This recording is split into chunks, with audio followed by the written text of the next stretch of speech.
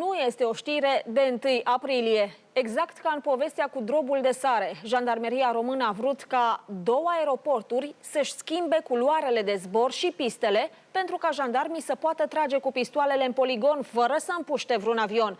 Deși cererea a fost de-a dreptul comică, Jandarmeria a primit un răspuns cât se poate de serios.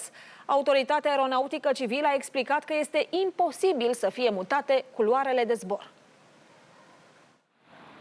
Poligonul Jandarmeriei din Băneasa funcționa din anii 70. Abia în 2004, după mai bine de 30 de ani de trageri, Comandamentul General al Jandarmeriei a cerut conducerii aeroportului Aurel Vlaicu ca aeronavele să nu mai treacă pe deasupra poligonului între orele 7 și 15 și respectiv 17 și 24, pentru că se folosesc grenade și armament de infanterie. Astfel, ar fi existat riscul unor accidente. O cerere similară a fost trimisă și aeroportului Andrei Coandă din Otopeni. Autoritatea Aeronautică Civilă Română ar fi explicat însă că nu poate fi restricționat sau deviat traficul aerian, iar aeronavele nu pot survola zona poligonului la o altitudine mai mare de 3000 de metri, astfel încât să nu existe riscul să fie atinse de gloanțe. Concluzia: este imposibil ca traseul a mii de aeronave să fie dat peste cap. Mai mult, Jandarmeria a primit și un avertisment. Autoritatea militară să dispună măsuri eficiente, astfel încât să nu fie depășite limitele poligonului și să fie evitat riscul unor trageri voite sau accidentale în spațiul de trafic aerian. Responsabilitatea apariției oricărui eveniment care poate afecta siguranța zborului și activitățile aeronautice va aparține în totalitate, a atras atenția autoritatea aeronautică.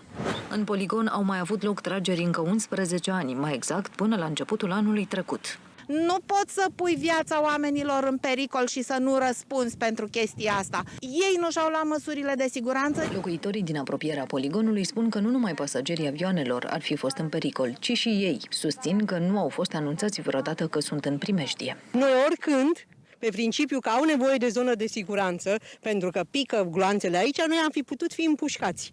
Niciodată nu a existat notificare pentru populație. 16 ani, nu m-am gândit o secundă că ar putea să vină un glonț peste mine. Localnicii acuză că reprezentanții poligonului au încălcat legea. Să fie folosit la ce a fost proiectat, pentru că ăsta a fost un poligon de tragere până la 50 de metri. Există un raport de la MAPN care spune foarte clar: zona de siguranță maximă poate să fie între 800 și 1200 de metri.